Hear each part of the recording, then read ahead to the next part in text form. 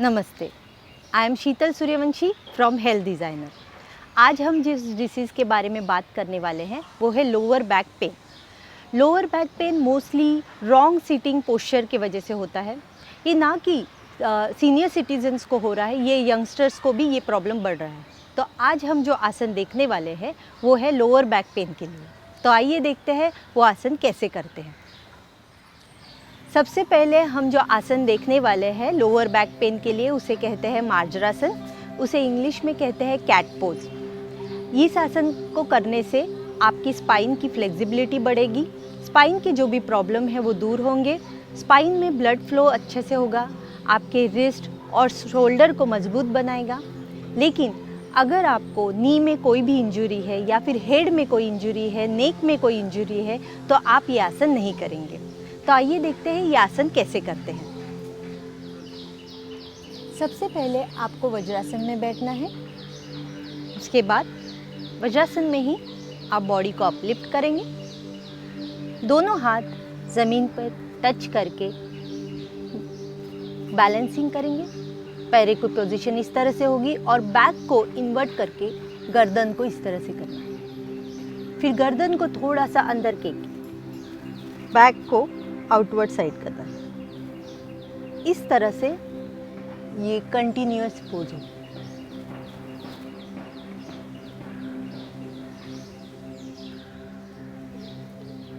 इस दो पोजेस में आपको रिपीट करना है।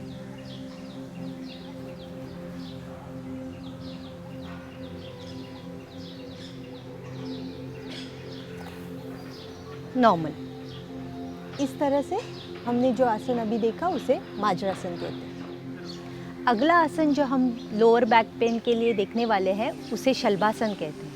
शलभ एक संस्कृत वर्ड है, उसका मीनिंग है ग्रास हॉपर। इस आसन को इंग्लिश में लोकस्ट पोज भी कहते हैं। इस आसन में आपकी जो फाइनल पोज है, शरीर की आकृति हमारे ग्रास हॉपर जैसी दिखती है, इसीलिए इसे शलभासन कहते हैं। इस आसन के वजह से आपके थाइज़ के ऊपर के फैट और निकल जाते हैं और थाइज़ के मसल स्ट्रांग होते हैं, डाइजेस्टिव सिस्टम स्ट्रांग होती है और लोअर बैक के मसल्स भी स्ट्रांग होते हैं। लेकिन अगर आपको स्टमक में कोई इंजरी है या फिर आपके नीज़ में कोई इंजरी है, शोल्डर में इंजरी है, तो आप ये आसन नहीं करेंगे। सबसे पहले आपको पेट पे सोना है। हाथों को जांघों के नीचे रखिए और चिन को ज़मीन से लगाए हुए रखिए। सबसे पहले एक पैर बिना फोल्ड किए ऊपर उठाना है। याद रखिए चिन ज़मीन से टच होनी चाहिए, ऊपर नहीं उठनी चाहिए। उसके बाद कंट्रोल के साथ एक पैर रखते, दूसरा पैर उठाना है। पैर को नी में फोल्ड ना करें, फिर कंट्रोल के साथ ज़मीन पे रखना है। दोनों हाथों को जांघों के नीचे सपोर्ट के लिए आप रख सकते हैं। अब हम दोनों पैर साथ में उठाएंगे, चिन ज़मीन से लगी हुई रहनी चाहिए।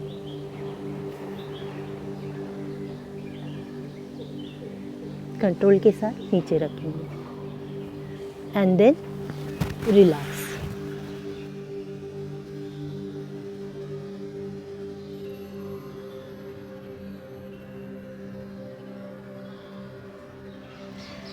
अगला आसन लोअर बैक पेन के लिए जो हम करने वाले हैं उसे कहते हैं सेतु बंधासन।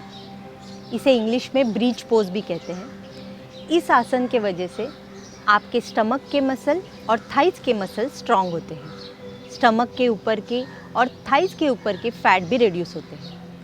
इस आसन के वजह से स्ट्रेस दूर होता है, डिप्रेशन दूर होता है और आपका लोअर बैक पेन भी दूर हो जाता है। लेकिन अगर आपको स्टमक में या फिर शोल्डर में कोई इंजरी है तो आप ये आसन नहीं करेंगे। अगर आपको माइग्रेन की तकलीफ़ है तो भी आप ये आसन नहीं करेंगे। तो आइए देखते हैं ये आसन कैसे करते हैं।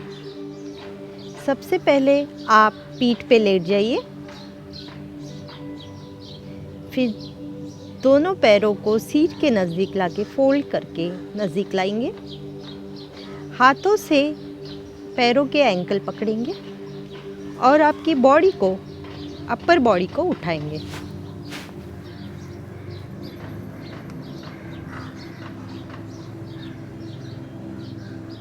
कंट्रोल के साथ धीरे से बॉडी नीचे रखेंगे, एंकल छोड़ देंगे, पैरों को सीधा करेंगे और रिलैक्स।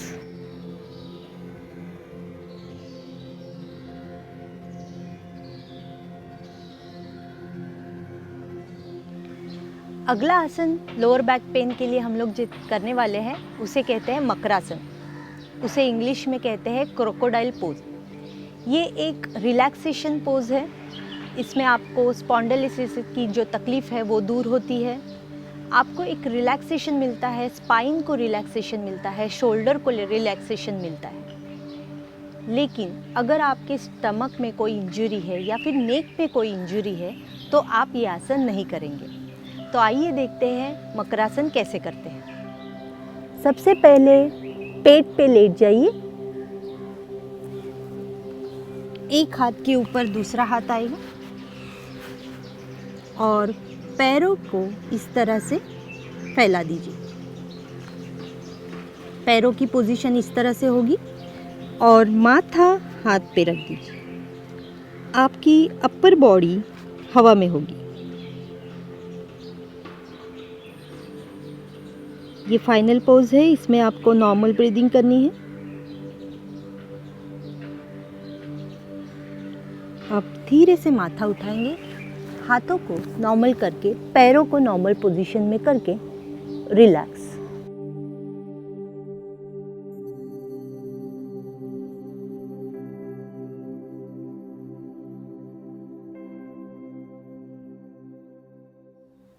डू योग and stay away from रोग। I believe आपने आज का सेशन बहुत एंजॉय किया होगा। फिर से मिलेंगे नई आसनों के साथ, नई क्रियाओं के साथ। तब तक के लिए नमस्कार।